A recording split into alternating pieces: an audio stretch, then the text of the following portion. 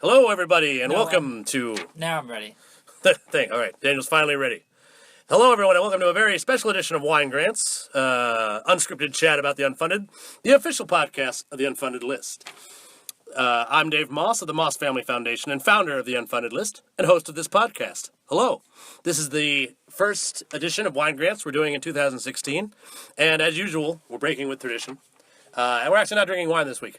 We're drinking Scotch. What's the difference, you ask? That's for another conversation. We'll be talking about grants and philanthropy with this, as usual. With me this week is Daniel Karpantschof. Say hello, Daniel. Hello, Daniel. Very good. That's the kind of humor that I was hoping. That's why I wanted to have you. A room like this. That's why I wanted to have you here at the booth. Yes. As you may know, you're not the first person to tell that joke. It's good to have you here in the booth. We will be, as usual, reading your bio out loud, which I will do now. You often read my bio out loud? Yeah, every week we read your bio out loud. Most of the guests, this is the first time the guest this has been appropriate. I knew if I just kept doing it, it would finally make sense. Daniel Karpantschof has been working with innovation and operations for public, private, and civil society organizations for more than 15 years. He was previously a member of several sub-cabinet level committees in the Danish government, including the Council on European Policies, the Board of Education, the Committee for Judicial Oversight. He acted as Danish representative to several general conferences of UNESCO and the UN World Summits of Information Society. At age 15, Karpantschof co-created an online gaming platform with a chain of co-brand gaming cafes.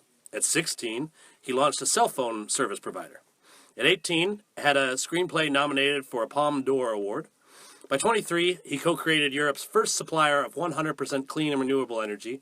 A year later, a consulting house specializing in gender equality and executive management. And at 26, he co-founded a global community of young philanthropists and social entrepreneurs called the Nexus Global Youth Summit. He has served on a number of private and public advisory boards, including the Copenhagen Institute for Futures Studies, the Danish Evaluation Institute, and Copenhagen, the Thinking City. He was declared part of Denmark's new elite by a leading Scandinavian think tank Monday morning in the summer of 2013. In 2009, he moved from Copenhagen to Washington, D.C., where he co-founded the Nexus Global Youth Summit, and in 2011, relocated to New York and started working for The Economist. He left The Economist in 2013 in order to serve as head of global affairs for what was then known as the Sandbox Network. He has, since this bio was written, done some other things. He has come back here to Washington, D.C. to attend the Nexus US Summit, which is this week. We're actually going to leave the booth here and go to the opening cocktail. So the Scotch will have a lubrious effect. Pre-game. Yes. Thank you very much for coming. Very impressive bio. You've done a number of very European things. Very European things. You are European. Getting drunk in D.C. is probably my most European thing to date. Every European I've ever met here was either drunk or getting drunk. So welcome. You are. Would you consider yourself an American now? You lived here for a while and have a home and you've had several jobs. No, I don't consider myself an American. You're a Dane? What do you call yourselves? It's an intricate question. European? Yeah, I think as with any other thing, I consider myself a misfit. I didn't feel home in Denmark as part of a Jewish minority. Were you asked to leave? No. No. But I haven't been asked to come back. Encouraged? Yeah. Supported? Outstanding. You were fairly active, fairly young, as was I. I like that. Where did you get from your interest in UN government education stuff, your social entrepreneurship stuff? How did that go into and not that philanthropy is the only thing you do, but your interest in philanthropy, those are you did a lot of cool stuff before Nexus. I don't see any of it being particularly philanthropy related. Correct me if I'm wrong. So how did you end up making that? Well, that move. So there are actually a couple of answers to that question. First and foremost, the full name of the Nexus conference is the Nexus USA Summit of Innovative Philanthropy and Social Entrepreneurship. Mm-hmm. And therein, really, as the Bard would say, lies the rub. It's innovative philanthropy and social entrepreneurship. And social entrepreneurship is something that's very close to my heart. I would never consider myself a philanthropist. I don't think anyone really would ever consider myself or me a philanthropist. So I think my take on it was sort of the anti-authority approach that authority is money and power, and if you can prod money and power to do something that's different than money and power, including doing something good, that's great. Indeed, very much my interest in philanthropy also somewhat power related. I remember when I was a baby philanthropist. I think the first philanthropy event I went to without any other members of my family was the first weekend for the Grand Street Network, and we did there. Our facilitator was Simon Greer. It's a while ago. It was a long time ago, and that was the first time I ever did the cards exercise. Have you ever done that? The values cards from 2164? Yeah. So for folks at home, a lot of people listening have probably done it as well. But they have a very cool resource at a consulting firm in New York called 2164. They're values cards. And now they actually have a series of different... Yeah, there's more. It's become more elaborate since I've done this. They do very cool stuff. I do. That exercise was very interesting to me. There's the cards. There's about 50. It's like a deck of cards, and each card represents a different value. One of them's generosity. One of them's some of the values that usually get crapped on are like recognition and other things. And I remember Simon. I had put power very low on my you're supposed to organize the list of values in terms of importance to you. And I had put power very bottom. That was it was young ideal. Oh, I don't want to be powerful. I don't want to be powerful, right? But everything else I was saying was I want to make change here. I want to see this change. These are the things I want to accomplish. But I kept downplaying. I don't want to be powerful. Right. And Simon kept being like, well, how are you going to do this if you're not a powerful person? You're not going to get any of the things done. So whether you're a social entrepreneur or getting into philanthropy, I really do think it's okay to say I'm trying to be a powerful person here. Well, I have no objection to power. That's not true. I have every single objection to power you could possibly imagine. Yes, you should object to it. Right. Certainly. So for the most time when you encounter power in whatever shape or form that is, whether it's money or access or resources or what have you, influence. Or political capital, whatever. Whenever you encounter power, more often than not, it's power for the sake of power. And it's never, or rarely, not never, but it's rarely utilized in a way that pleases me, which they're certainly under no obligation to do. But, so... If they were, they would fail. Most if everyone was trying to please you, we were all destined for failure. There are people who have tried to please me that have succeeded. For the record. Okay. All the time? Do they? No. Eventually, everyone. Sometimes they actually do hit the mark. Good. I'm very. You understand we're recording this. I'm very pleased with this single malt. That it's great, huh? It is. It's I'd like to give a shout out to Cole Threlkeld for picking out the single malt. We don't normally, because no one's sponsoring this program, so I don't normally name the beverage we're drinking. Right. Well, yeah, I'm paying for all the trappings you see here. This is all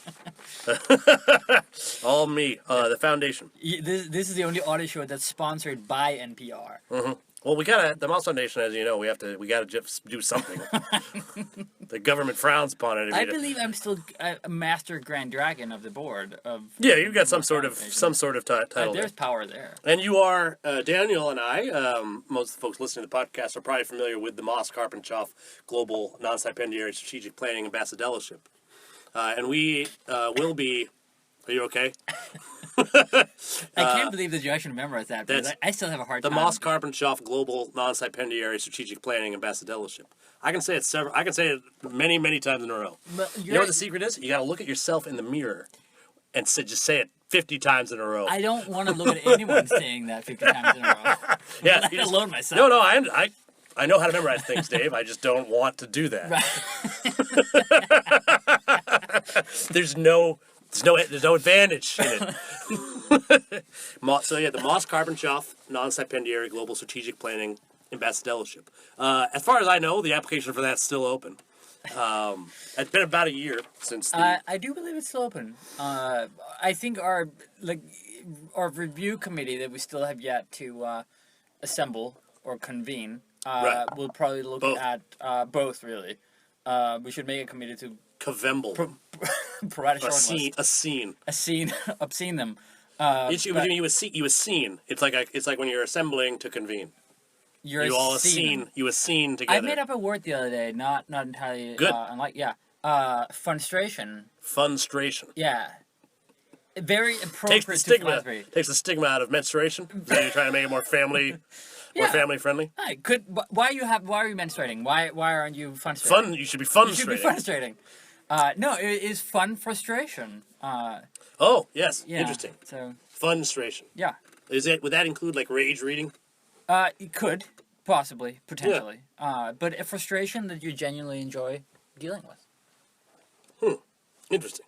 I know. I have these moments. I like that word. There are, I can see, that's very good. There are these frustrations and stuff where, yes, it's frustrating and everything, but you know, especially when you're, like, capable of overcoming them. It can be sort of satisfactory challenges. Right. That's very good. Thank you. Funstration. You're out of... Yeah, please. Thank you very much. We, as I said, we have a cocktail hour to get to after this. I might stay sober for that. Nice and lubricated. There is some programming as well. Since it's Nexus Week and we're going there this week. Now it's a whole week. Let's go. Nexus Week. Mm-hmm. Well, I guess no, not really. It's not a week. It's like a UN week. 2 or 3. Yeah. Okay. Next. Okay. Right. Yeah. Okay. I'll buy it. I'm pro. But tomorrow, Daniel and I will be at the White House. The people from the White House will talk to us about the various initiatives, and then at the U.S. Institute of Peace. And Funded we're going to do a session on Friday. Pretty excited about it. It'll be our first public event for the Unfunded List. We're going to take some of the proposals that we got in already, and some of them that made the list, some of them that did not. And we'll talk a little bit about the Funded List, and actually we're going to have a room full of young millennial philanthropists, and we're going to try to solicit some additional feedback on the proposals. So yeah, it'll be good. It'll be really interesting. I think it'll be good. So Nexus has been, as you know, as one of the co-founders, Nexus has been around for a long time, 5 or 6 years, maybe even longer than that. Not quite. It's 2016. Depends on what you call. Yeah. Yes, so right now it is 2016. It's 2016 now. So on February 8th this year, so this is like 3 weeks or so, 4 weeks. On February 8th, it's going to be the 5th year anniversary of the first UN meeting on young philanthropy. The low-level meeting on the first low-level meeting of young philanthropy. What I found interesting about the low-level meeting on young philanthropy is it was on the upper level. It was on the upper level, physically. I learned so much about the UN. That was my first time at the UN. I'm like, oh, this is why nothing happens here. Right. You can't find any of the rooms. One of the big problems... We got locked in a stairwell. This year... That's true. This year, Daniel and I got locked in a stairwell at the United Nations. That's true. Which I'm sure surprises no one listening to the podcast now. I'll be surprised if we get out of this booth once we're finished. Well, it's hard to tell where the door is. Let me tell you, we're not going to get locked in any stairwells at the White House. They move you along there. Yeah, I imagine. You don't just get to wander around and get lost. We have no flask for. We're gonna have to get one for the White House. We're gonna have to get one after. It's somewhat of a tradition now that we can't break for Dave and me as the high command of the Moss Family Foundation. This is a lot of the decision-making authority. He's here in the booth here.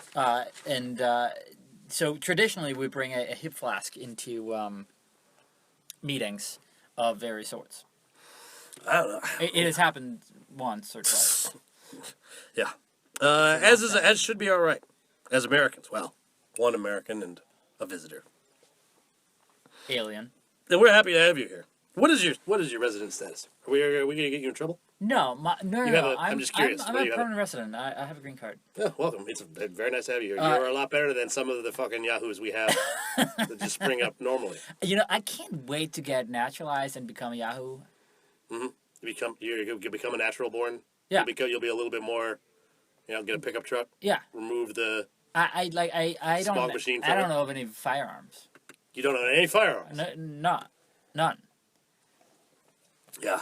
And it seems to me that having firearms in the U.S. is either a very northern thing or a very southern thing. Because you're from New England, and you guys are toting. Quite common in Maine for people to own guns. Yeah, and so it is now. We did not. So, I think and then there's that sweet spot in between. It's cities very rural versus urban. That's what it is. If you go to Minnesota, St. Paul, right? You're not going to find a whole lot of gun ownership. But you go outside of St. Paul, into the countryside, where be dragons and savages. Those people will have guns. Right. Same thing, and then and guns get complicated. In cities, there's a handgun problem, and there is a lot of gun crime concentrated in the city. Chicago has a very big gun problem, but it is much less common for an individual to own a gun in Chicago than it would be in rural Indiana or up in Maine, where I'm from, which is hard to comprehend the problem. So when you see the open carry enthusiasts who go on TV and we don't want. So I actually have no objection to the open carry. I think open carry is fantastic. What I don't understand is concealed carry. If you want to deter someone from mugging you, wouldn't it be better to wear your sidearm at your side where it's visible, as opposed to give me all your money and all your women, and then you pull your weapon? Why would you conceal it? Would you want everyone in the world to know that you have a firearm? Well, so then you're I don't necessarily bumper when stickers? You're carrying a firearm around, right? Then all people, children see it, and when you have a gun, you're the reality. But they claim they want it because it's for the self-defense. In reality, the idea that you're going to defend yourself, the very slim chance that you're Has it ever happened since, people have definitely defended themselves with fire. It definitely happens. Post John Revere, has it ever happened? But I mean, it's far more unlikely to happen. What's much more unlikely is that you're going to accidentally shoot somebody. Right. And that's part of the problem for me with open carry. People should have a right to be safe as they walk around. Well, I'm at heart libertarian, going back to my anti-authority gene.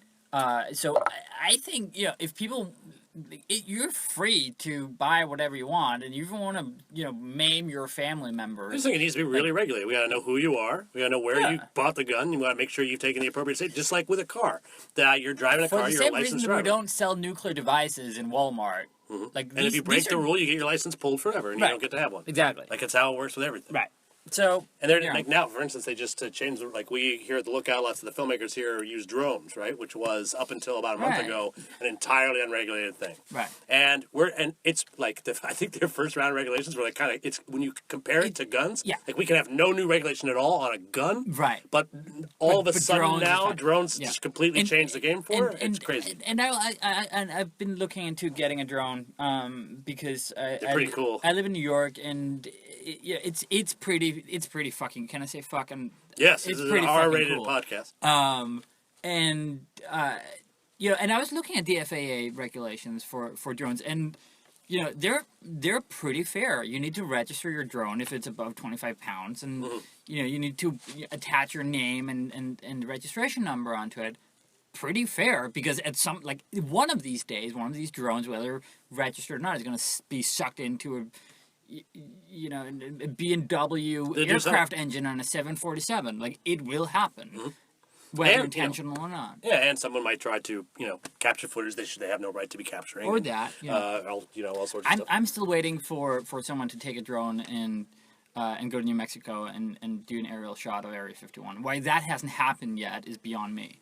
Well, they'll just send out they'll take it. I assume they have alien technology that they'll use to take down the drone. Possibly. Maybe I saw this very cool you. thing from the from I think it was MIT. It was a drone catcher drone, which was very cool. It's this big black drone, and it's a regular size drone. And you go up, and then it spews out this web around a drone that it's flying next to, and snatches it, and just pulls it away. It's very cool. That is cool. That is very cool. I really want one of those, to be honest. Because with one of those, I can get unlimited drones. Unlimited drones? I can get all the drones I want. How many do you want? Well, as opposed to just want like one or two. I think you only need 2 at most. Because I would want one drone to record how cool the other drone is. Right. Obviously. That is fair. That does make a lot of sense. Yeah. Now you're speaking my language. All right. Let's talk a little bit more about the session we're going to do Friday. Talk to me a little bit. One of the reasons I wanted to have you help me out is I like the way you. A couple reasons. Right. One, Nexus. I felt.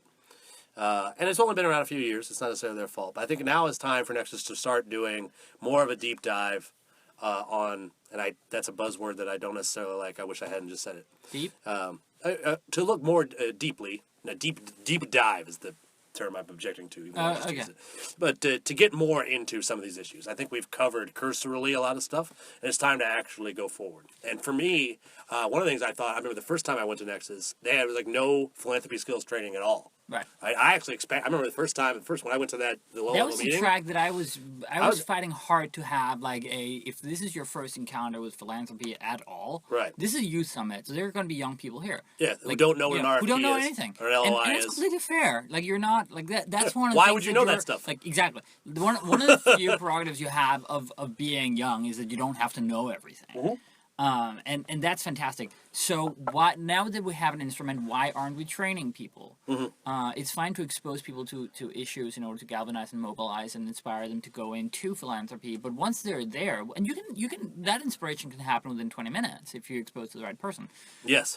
And then what? What do you do with that? Mm-hmm. And with all the love I have in my heart and my glass for Nexus, I do think, and I very much do think that they've been around for almost 5 years now. This is a time where you can grow a pair and say there are things that people don't know and we can teach you. Mm-hmm. That's completely fair. That you're not harming anyone by doing that. I would also add that there are elements of philanthropy that have not been perfected. Yes. And that we can refine. That's we the can do idea that. of We can be innovative better philanthropy. philanthropists. Yes. Than the current system. Yes. And for unfunded lists, that comes particularly to the way foundations operate, the way the grant proposal process operates. Right. We don't have to take this system exactly as it is. Right. We can make some subtle improvements to it. Yeah, we can make subtle improvements. We can make dramatic improvements. But generally speaking, we don't have to accept the prevailing narrative. Right. We can't. So and it's been very interesting. I've been trying. One of the numbers I was trying to get for my. I'll have to make some quick remarks tomorrow. I want to know how many grant proposals get rejected every year in America. Right. And I have. I'm not much of a researcher or this isn't really my field. I'm not an economist. I'm having a really hard time. Contrary to common belief. No one. I didn't have to explain that. I'm also not a professional bowler. You have surprised me with what you are, however. I'm on vacation. I am quite good at bowling. I'm not a pro. Foundations really do not want to tell you how many proposals they reject every year. Right. I was on the phone with a woman at the Ford Foundation, and she got really nervous. She's like, "Who are you? Why do you want to know?" That's what she asked. I want to know how many. I'm curious. And as far as I got someone to admit that they got 30,000 proposals last year. I had to change I had to ask. The Moss Family Foundation. I had to phrase it differently. And then the Ford Foundation. So they're the largest foundation, to my knowledge, with an open proposal process, where for all their programs, anyone can apply to. Gates does that sometimes, but not for everything, not all their funding. All the funding at Ford is in response to proposals they receive. Right. 30,000 proposals, at least 30,000 proposals. Probably a lot more within the non-scientific community. Probably a lot more than that. No, they're counting. This is all the proposals that their readers read. I don't really know. They don't. Right, but within it's outside of the scientific community. Right. Yeah. The These are NIH has foundation. process Yeah. and so forth, right? I'm talking about private foundations Right. that do funding that do funding to nonprofits. Yeah. They're. But I wouldn't be surprised if Ford gets more proposals than NIH does for research grants. I'm not. That'd be interesting. I should look that up. I do know. NED, the National Endowment for Democracy, they get 7,000 proposals every year. See, National Endowment for Democracy. See, you can't do that to the language of Shakespeare. Like, you can't, like, an endowment for democracy. Why not? We have an endowment that's set up to The very promote word democracy. democracy is, like, it's by the people. An endowment is, by definition, not. Well, no, actually, this is an endowment of NED's a government agency. Right, exactly. It's government. It's That's my point. public money that's going to an endowment to spread democracy abroad. Not As defined by government. right. Yeah. Right. It's a good organization. I have no You should look- objections in that. You I should, think, yeah, I like them. They do, but they gave me some pretty good numbers on their. They only got 7,000 applications total at NED. a year? Yeah, That's not... I'm surprised. I thought it would be a lot more. Yeah, I thought so too. And they're global, but I guess so's Ford. Anyway, the 30,000 and about 3,000 grants they give. If you work the math out on that, assume that the average person who writes a proposal, in my experience, that's about 40 hours of work to write a grant proposal to the Ford Foundation. On average, some groups are going to take a lot longer, some a lot less. Well, yes, I agree. However, we also know that a lot of grant applications are copy-paste. Like, you have your Yeah. standard language. And, But still, someone took 40 hours to write that originally. And Yes, but it's... the, But the Ford Foundation application is Ford is pretty- different because... it's pretty Ford, general, Yeah, but not that but general. not that general. Ford Foundation is... None of is- them are that is- general. Right, and if you apply to Ford, you're not going to send boilerplate material. You have to write it for that. You yeah. really do. You're never going to get funded that way. Yeah. They have... So I worked the math out on the back of a napkin. I figured out that every year Ford wastes, and they I don't necessarily think they can do it any better than they're doing it. But they, as a result of how it works, the current system, I'm pretty sure they could. they could. They They're definitely doing could. fine They work. could make. Everybody can always make improvements. Right. They're doing fine. They are a bastion of philanthropy. They should be looked to. They're leaders in the field. Right. I like the new president. I forget his name, but it's a good. I don't want to. I talk about them a lot on the podcast. I don't want to give the impression that I don't like Ford or what they're doing. They should be more transparent. I'll say that. But I think they would. Personally, I think that a 501c3 status or an endowment status should come tagged with an obligation to abide by the Freedom of Information Act. That's my personal opinion. Well, I think if I call and say how many grant proposals you reject, if I call an entity that's not paying taxes, I feel like they should Right. should be able to answer that question. Right, exactly. And the reason is because I think that there's social entrepreneurs, people who are trying to solve social problems. If you work out all the math, wasted well over 100 years last year applying to Ford. Right. And everybody, especially if you don't know anything about the foundation space, you've heard of Ford though, right? And if you start Googling where can I get grants, and when you start going out and asking people will suggest funding. I remember I met with a U.S. senator once, and he's like, "Well, have you tried to get funding from Ford?" Right. I was like, Yes, excellent suggestion, Senator." I have thought about that. That is a good idea. This is why you're at the higher echelons of the government. Fantastic. Yeah, but it's something that everybody who's trying to solve a problem at least considers, if not full out applies to Ford at some point. Well- and these are people who don't have time to waste. We're wasting a whole lot of time from a sector that of people who are, and we can do better. We can create somewhat of a secondary market for that. And so we really want to instill with the next generation of philanthropists to think about the folks you're rejecting. Right. And how you can, and you don't have to fund them. You're rejecting them. That's fine. Right. But think about little bit more for why them. and how, and as well as if you're going to reject someone, as with Jonah Halper has his book Date Your Your donors coming out soon. yeah. Hello, Jonah. I'm sure he listens every week. I've Well, he might listen. He might listen to this one actually. He's a fine fella. Yeah. No, no one listens. But as his, no one listens to the end. At this point, everyone has dropped off.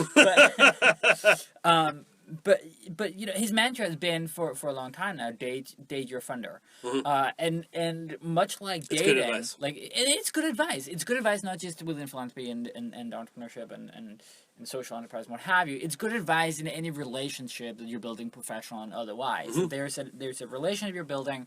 It's mutual. It's bidirectional. It's bilateral. Like, this is something you build over time. And that in of itself is great advice. if you're going to reject someone, and this goes out to everyone, guys and girls, like, if you've been rejected before dating, like, and never heard back Earlier from someone. today. On the bus. Well, cold bus ride into work. right. It's cold hard facts I'm letting you see. But when you get rejected, like, if you could get a piece of advice, if you could get some feedback, when you apply for a grant or when you deny a grant, why did you deny that grant? And it doesn't fit within your strategic scope is not a reason. So why is it, someone spent, let's say 40 hours, let's just say 20, or 4 for that matter, applying. And if your organization, if your foundation does not have the capacity to give constructive feedback on that particular, on any particular application, proposal, take your endowment, allocate 10% of it, instead of handing that out, use it for feedback, because feedback is the only way we can improve. And the unfunded list is a phenomenally great idea. Because and not because Dave came up with it, but in spite of that, it's a really good idea, because the only way the only way we can improve anything is through feedback. I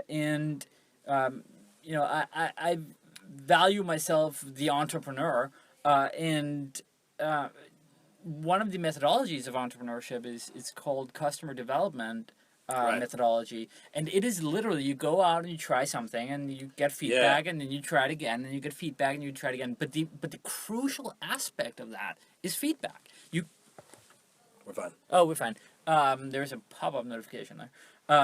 But you cannot improve without feedback. You cannot improve without sparring. You cannot improve without engagement of stakeholders. So denying an application, and for all the handlers and managers of grants and what have you, I know that you're doing fine and hard work, but for all the applications that are denied without a proper constructive feedback, there are hours and hours and hours wasted of people who really want to do a change and make a change in the world and make a dent in this world for the better, and they've applied to your foundation for a reason. They're aligned with your principles, or at least your ethos, and vice versa. So not giving them feedback is really robbing the world for the incremental change that could have made it a little better for someone. Yeah.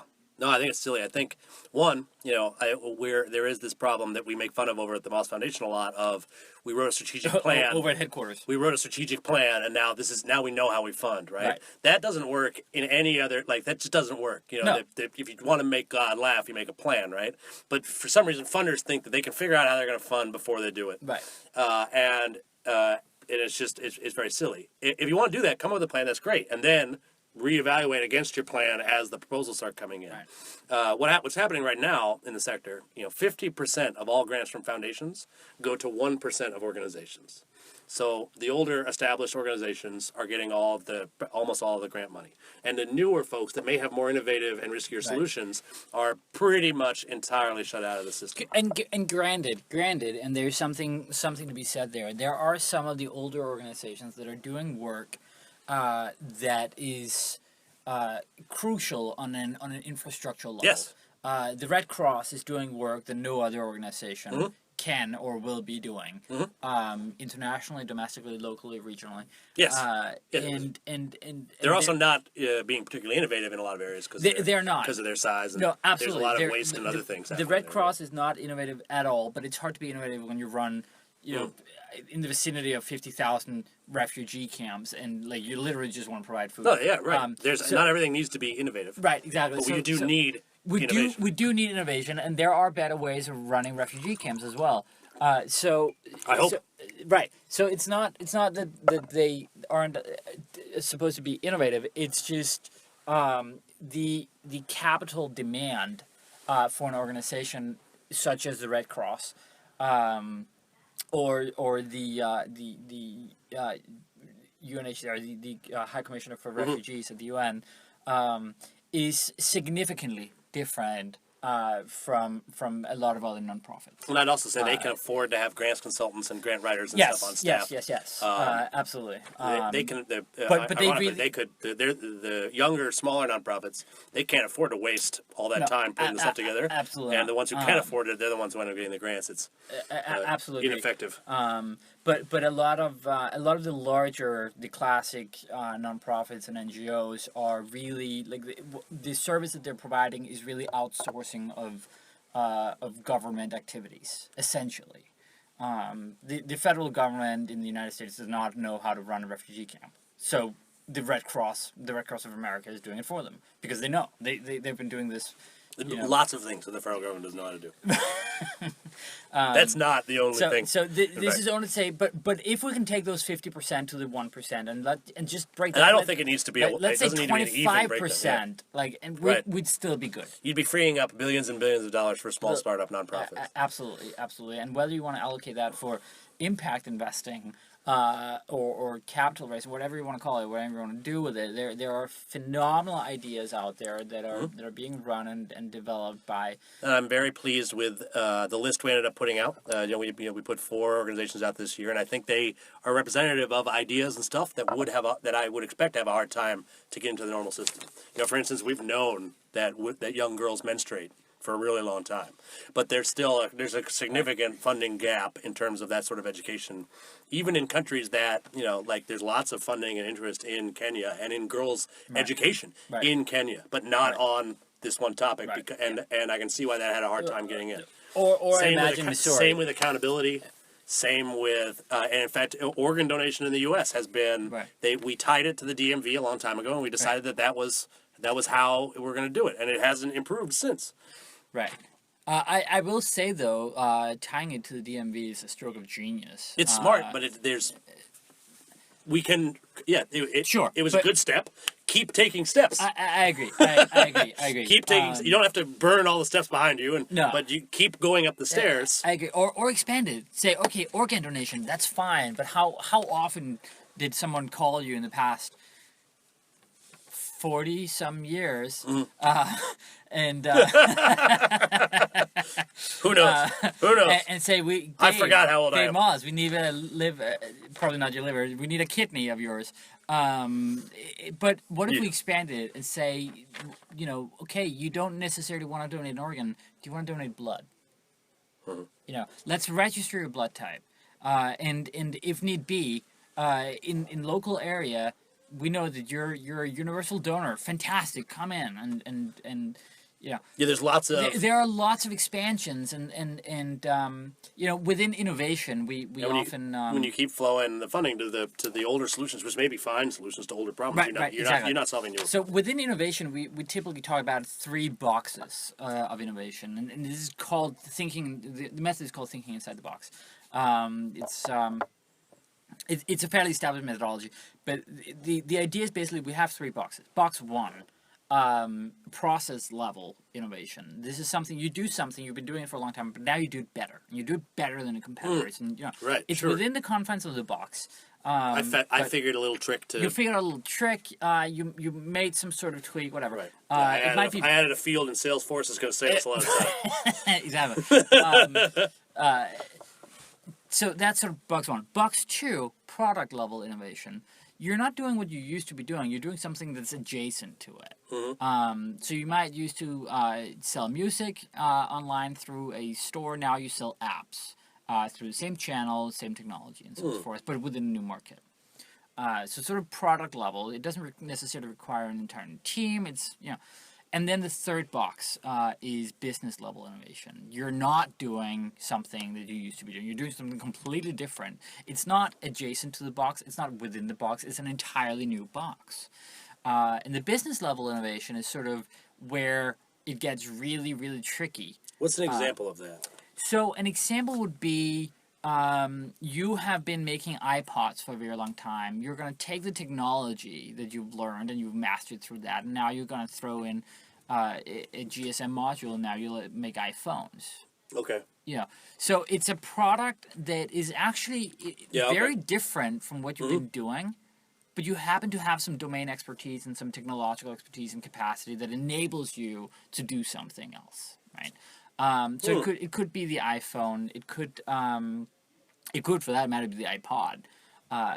It could be Yeah, because people were listening to CDs and all right that before iPod. Right. It could be the mini disc, which was not a great story, but you know. I remember this. I love the mini. The mini disc was great. Little tiny disc. It's so and not all innovation is good, but Blu-ray, for instance, right? It's too little, too late, but it's a new product as an extension of what we've known, right? So are you interested in purchasing my Blu-ray collection? I'm not, but I'm not, and no one is. No, you should probably sell it to Netflix.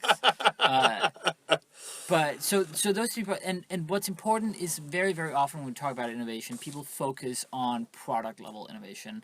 If they're very creative, they focus on business level innovation. But there's a lot of innovation on the process level that seeps into other things, and not a whole lot because it's not that sexy. It's not that sexy to figure out. I had a new field in Salesforce. It's much less sexy than the iPod. Right, exactly. But the average person is much more likely to come up with a new field in Salesforce than they are to invent the iPod. They're much more like everybody and that field in I'm not sure about field in Salesforce, but let's expand it from say field in Salesforce to a checkbox on the DMV application form. Right, that to says blood type. Instead of just donate. That's just yeah. So it's a tiny increment that might actually be a game changer. That's great.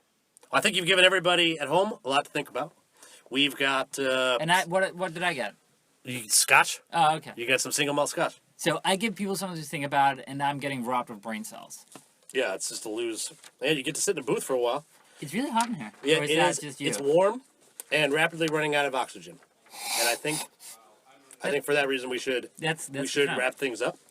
As always, I want to thank our host, the Lookout DC, which is a beautiful co-working community for filmmakers located in the Adams Morgan neighborhood of Washington, D.C. Thank you, Daniel. Thank you, everybody at home, for listening, and good luck with your funding.